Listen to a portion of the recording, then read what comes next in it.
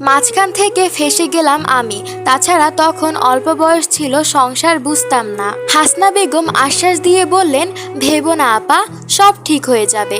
শালুকের হাত পা কাঁপতে লাগলো থরথর করে। আদনান ভাই তো ফেলটুস পর্যন্ত সীমাবদ্ধ থাকে, এই বান্দা তো তারও এক কাঠি উপরে। শালুক মনে মনে বলল, মারার উপর খাড়ার ঘা বুঝি একেই বলে। আল্লাহ।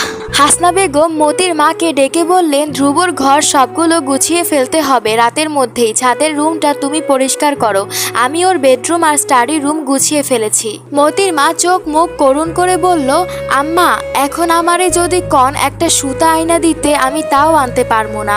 স্টার জলসায় অক্ষণ আমার সিরিয়াল দেখনের সময়, এখন আমারে ডিস্টার্ব দিয়েন না। হাসনা বেগম জানেন এখন মতির মাকে দিয়ে কিছু করানো যাবে না।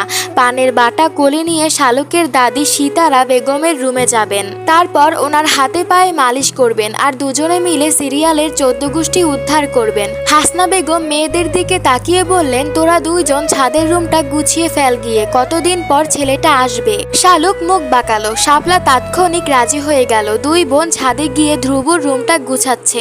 শালুক কাজের চাইতে অকাজ বেশি করছে। এই যেমন ধ্রুবর সবগুলো মেডেল এলোমেলো করে রাখছে, টেবিলের উপর থাকা ধ্রুবর বই যেভাবে সাজানো ছিল শালুক সেগুলো এদিক সেদিক করে রাখছে। শাপলা গিয়ে ওয়াশরুম পরিষ্কার করছে। শালুক আলমারি থেকে তেলাপোকা বের করে ধ্রুবর বিছানার নিচে রেখে বিছানার চাদর তোষকের নিচে গুজে রাখলো, যাতে করে তেলাপোকা বের হতে না পারে। মার্কার পেন দিয়ে বাম হাতে রিডিং টেবিলের সাথে দেয়ালে লিখলো, আমি ধ্রুব, সবকিছুতে সিরিয়াস থাকি, সিরিয়াস থাকতে থাকতে আমার টয়লেটও সিরিয়াস হয়ে গেছে।